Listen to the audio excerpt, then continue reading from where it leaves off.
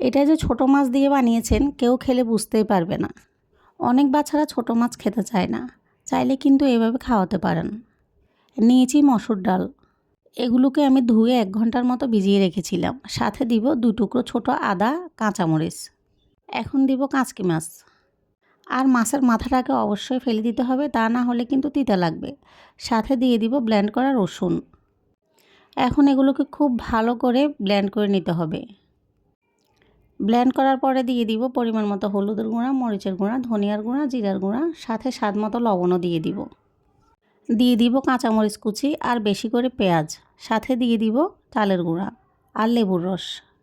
1 চা চামচের মতো বেকিং পাউডারও দিতে হবে। অনেক পরিবারে বড়রাও কিন্তু এই মাছটা খেতে চায় না, চাইলে কিন্তু আপনারা এভাবে পাকোড়া বানিয়ে ভাতের সাথেও খেতে পারেন, আবার বিকেলের নাস্তা হিসেবেও খেতে পারেন। ধনিয়া পাতাটা দিলে আরও বেশি ভালো হতো, আমার কাছে ছিল না, এজন্য দিতে পারিনি। এখন সব কিছু খুব ভালো করে মিশিয়ে নিতে হবে। যেহেতু এখানে আমি কাঁচা মাছ দিয়েছি, এজন্য লবণ দেখার কোনো অপশন নেই। আমি সামান্য পরিমাণে তেলের মধ্যে দিয়ে দেখলাম সব কিছু ঠিক আছে কিনা। আপনারা আপনাদের পছন্দ অনুযায়ী লবণ আর ঝালটা দিয়ে নিতে পারেন। এখন ছোট ছোট করে দিয়ে সবগুলো পাকোড়া ভেজে নিতে হবে। আর চুলার আঁচটা একটু কমিয়ে রাখতে হবে, যেহেতু এখানে কাঁচা মাছ দিয়েছি, হতে একটু সময় লাগবে। যখন সুন্দর একটা কালার আসবে তখন এগুলোকে আমি উঠিয়ে নেব।